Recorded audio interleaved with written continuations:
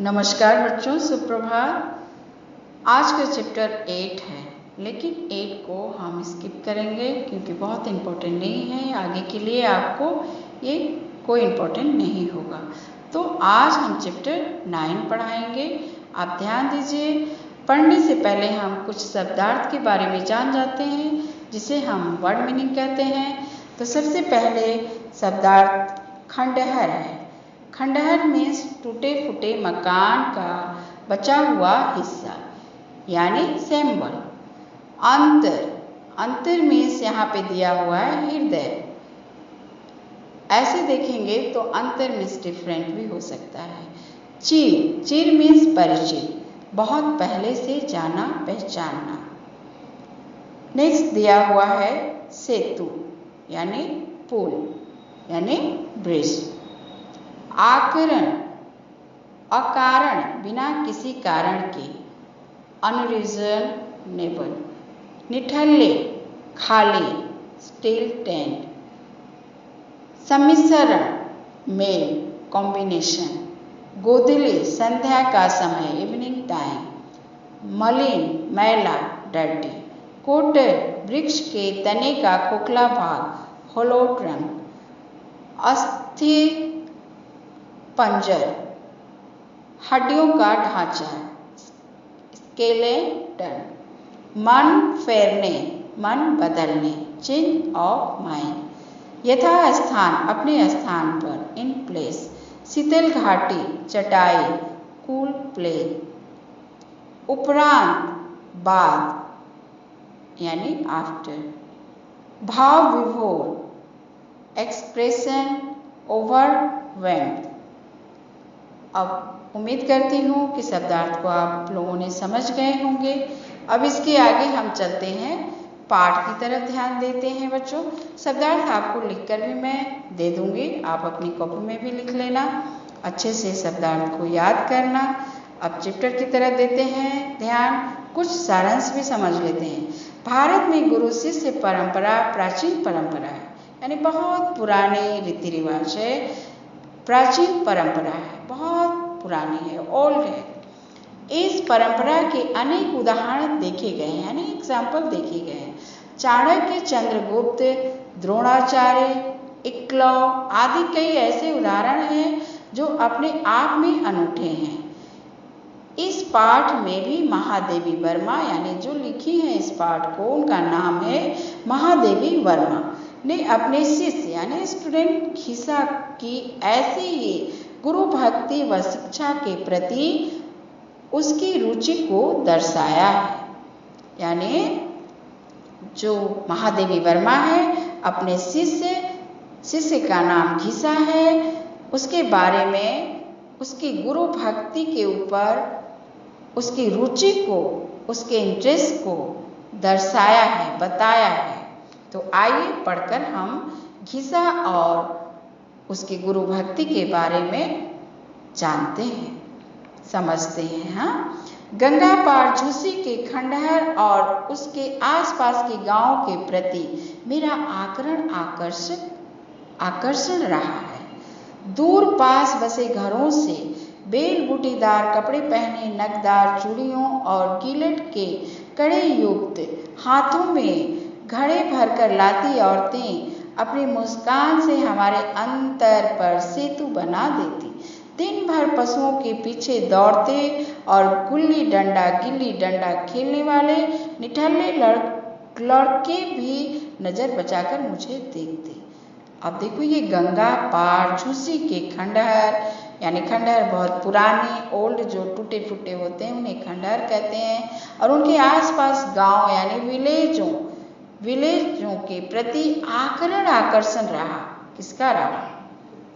उस लेखिका का। दूर पास बसे घरों में बेल बूटेदार, यानी बहुत स्टाइलिश कपड़े पहने, चूड़ियाँ यानी बैंगल्स, गिलट मीन्स मेटल, ये सारे हाथों में लगाए घड़े भरकर पानी लाती औरतों की मुस्कान मीन्स स्माइल, अंतर पर सेतु बना देती, उनके दिल पर सेतु यानी ब्रिज बना देती। दिन भर पशु मीन्स एनिमल्स, पशुओं के पीछे दौड़ते गुल्ली डंडा खेलने वाले निठल्ले लड़के, वहाँ जो पढ़े लिखे नहीं होते हैं गांव बस्ती में, निठल्ले लड़के अपने गुल्ली डंडा खेलते हुए, जानवरों को बाहर घास चराते हुए, ऐसे निठल्ले लड़के भी उनसे नज़र बचाकर, लड़के भी नज़र बचाकर मुझे देखते, यानी छुप छुप कर देखते। कह नहीं सकती कि कब और कैसे मुझे उन बालकों को कुछ सिखाने का ध्यान आया। उनके मन में ऐसा ध्यान आया कि इन बच्चों को कुछ सिखाया जाए। ध्यान आया और बिना किसी चिर परिचित समारोह के मेरे विद्यार्थी पीपल के पेड़, पीपल मीन्स फिकस ट्री होता है, पेड़ की घनी छाया में मेरे चारों ओर एकत्र हो गए। कुछ कानों में बालियां और हाथों में कड़े पहने नगर और ग्राम का सम्मिश्रण जान पड़ते थे। कुछ बड़े भाई के कुर्ते पहने खेत में डराने के लिए लगे नकली आदमी का स्मरण दिलाते थे। गाँव में देखे होंगे आप, खेतों में देखे होंगे कि कुछ कार्टून्स ऐसे लगा दिए जाते हैं, उसके बारे में बता रहे हैं। बड़े पेट वाले दुबले रूखे थे, पर घिसा उनके अकेला ही रहा और आज भी मेरी स्मृति में अकेला ही है। स्मृति यानी लाइफ में। वह गोधली मुझे अब तक, गोधली यानी इवनिंग टाइम, मुझे अब तक नहीं भूली। मेरे पांव नाव की ओर बढ़ रहे थे, पर अंधकार में आती एक स्त्री, यानी बहुत अंधेरे में एक आती स्त्री यानी लेडी को देखकर ठिठक गए, यानी टिक गए, वहीं पे रुक गए। सांवला रंग, लंबा मुख, बिना किनारे की गाढ़ी धोती, यानी बिना बॉर्डर की गाढ़ी धोती में साड़ी, स्वयं को ढके अपने अर्धनग्न बालक को, यानी आधे कपड़े पहनाए हुए अपने बच्चे को चिपकाए, अपने बॉडी से चिपकाए हुए कुछ कहने लगे। कुछ शब्द और कुछ संकेतों से मैं यह समझ नहीं सकी उसका पति नहीं है, और वह जब दूसरों के घर काम करती है तो लड़का ऐसे ही घूमता है, यानी पति मीन्स हस्बैंड उसके नहीं थे। मैं इसे भी बच्चों के साथ बैठने दूंगी। उन्हें, वो जो लेखिका थी, उन्हें ऐसा लगा कि इस गरीब का बच्चा है, इसे भी मैं अपने बच्चों के साथ बैठने दूंगी। दूसरे रविवार को मैंने उसे सबसे पीछे दुबक कर बैठे देखा। पक्का रंग यानी थोड़ा ब्राइट था, मलिन मुख, दो पीली बड़ी आंखें और कसकर बंद किए पतले होठ, यानी होठ में स्लिप बंद किया हुआ बैठा था। वह निरंतर मुझे देख रहा था, यानी लगातार देख रहा था उन्हें, मानो मेरी सारी विद्या यानी नॉलेज सीख लेना चाहता है। धीरे धीरे मुझे पता चला कि घीसा बाप के मरने के बाद पैदा हुआ था, यानी उसके पिताजी मर गए थे, उसके बाद वो पैदा हुआ था। उसका पिता हैजे से चल बसा था। हैजा एक बीमारी है, जैसे अभी कोरोना चल रहा है उसी तरह एक हैजे की बीमारी भी आई हुई थी। उस हैजे में वो मर गया था। गांव वालों ने मेरा मन फेरने के लिए अनेक बातें बताई, पर घीसा इससे मेरे और निकट आ गया। पढ़ने, समझने, याद करने, किताब को साफ रखने में उसके समान कोई चतुर न था। कोई ऐसा टैलेंट नहीं था उसके जैसा क्लीन रखने में। कभी कभी उसे उसकी माँ से मांग लेने का मन करता था। वो राइटर का नहीं, उसके माँ से उस बच्चे को मांगने का मन कर जाता था। शनिवार के दिन वह अपने छोटे दुर्बल हाथों से पीपल की छाया को गोबर से लिप आता। रविवार को माँ की मजदूरी पर, रविवार में संडे, रविवार की मजदूरी पर जाते ही फटे कपड़े में रोटी नमक दबा गंगा तट पर आ बैठता। गंगा एक नदी है, वहाँ पे आकर बैठ जाता था उसके किनारे। जैसे ही उसे मेरी नीली सफ़ेद नाव की झलक दूर से दिखाई पड़ती, वह अपनी टांगों यानी पैरों पर तीर के समान बढ़ता हुआ जोर से कहता, गुरु साहब, यानी वो रिस्पेक्ट देता था अपने टीचर को, वो गुरु साहब होता था। गुरु साहब और पेड़ के नीचे पहुंच जाता। पेड़ के नीचे डाल पर रखी मेरी शीतल पाटी, यानी शीतल पाटी में स्कूल प्लेट यानी चटाई झाड़ पोंछ कर बिछाई जाती। सूखी स्याही की दवात और टूटे नीब वाली कलम पेड़ के कोटर से निकालकर यथास्थान रख दी जाती और कुछ विद्यार्थी मेरे स्वागत के लिए प्रस्तुत हो जाते। महीनों में 4 दिन मैं वहां पहुंच जाती थी। मुझे आज भी वह दिन नहीं भूलता जब मैंने कपड़ों का प्रबंध किए बिना बच्चों को सफाई का महत्व बताया था। दूसरे रविवार को यानी दूसरे संडे को कुछ बच्चे गंगा जी के मुंह इस तरह धोकर आए थे कि मैले रेखाओं में बट गया था। मैल जो उनकी थी यानी बट गया था, चेहरे पे थोड़ा थोड़ा उन्हें दिख रहा था। कुछ मैले फटे कुर्ते पर रखकर अस्थिर पंजर रूप में ही आ गए थे, यानी गंदे तरीके से वो आ गए थे। पर खिस्सा गायब था, उस टाइम में खिस्सा नहीं था।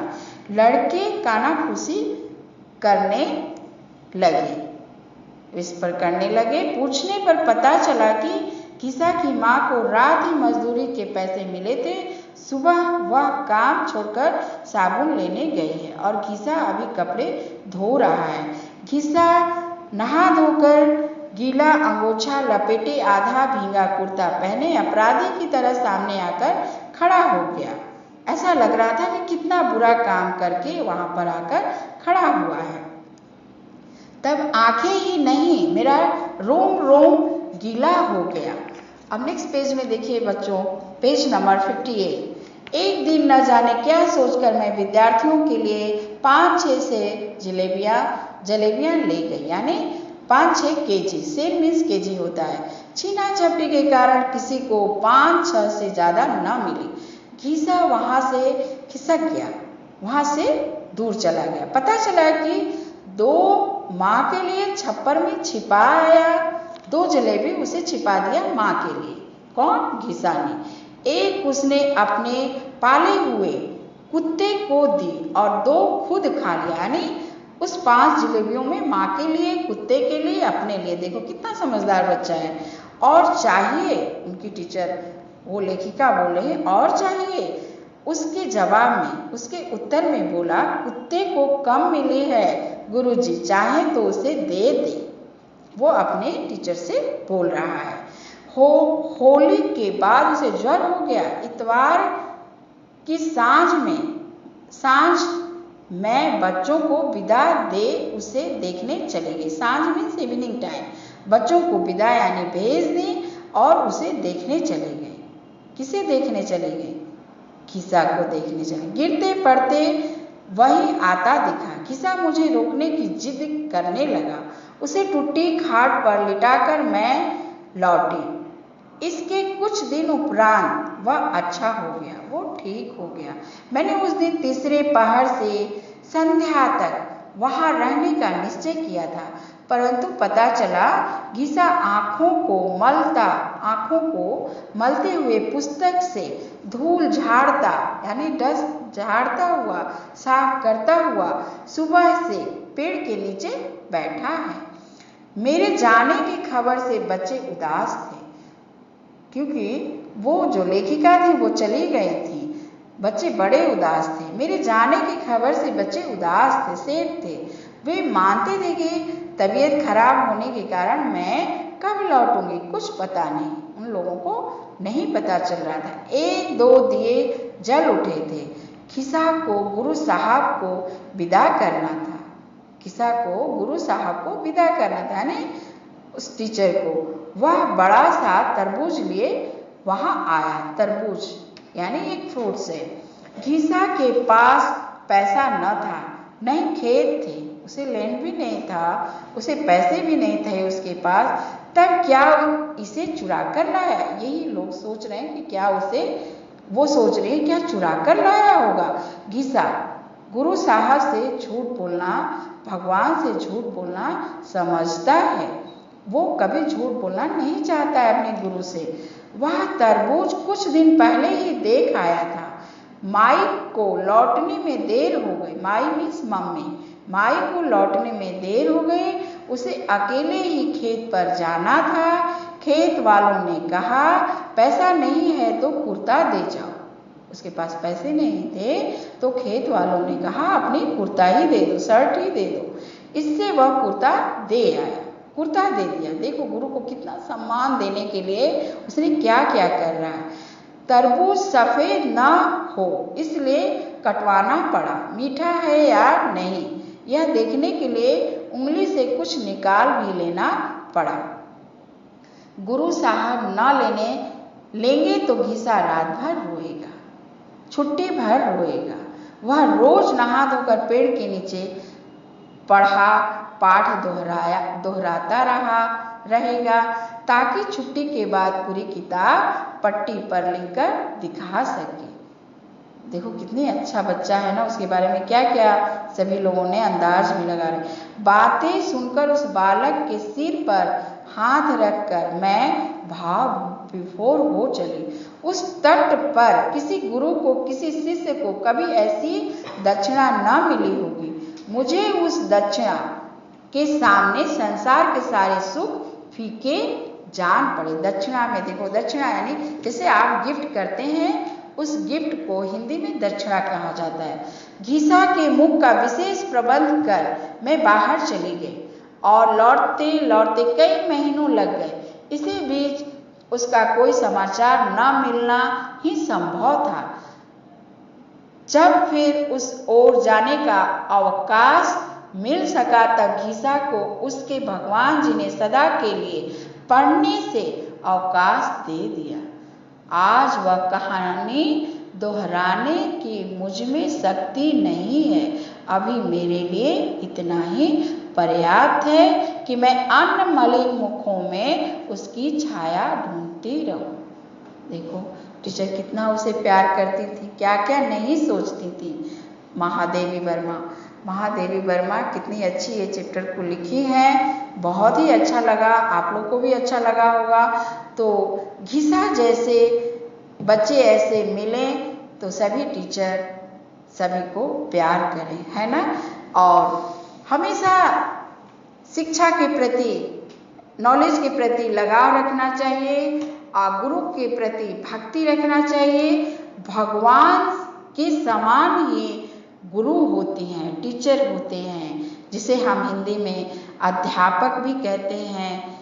जेंट्स लोग को और लेडीज लोग को अध्यापिका कहते हैं। इसे हमें इन लोगों को हमेशा सम्मान देना चाहिए क्योंकि हमें उनसे ही नॉलेज प्राप्त होती है। तो बच्चों आज के लिए इतना ही क्लास है कि नहीं। तो बच्चों थैंक यू, बाय।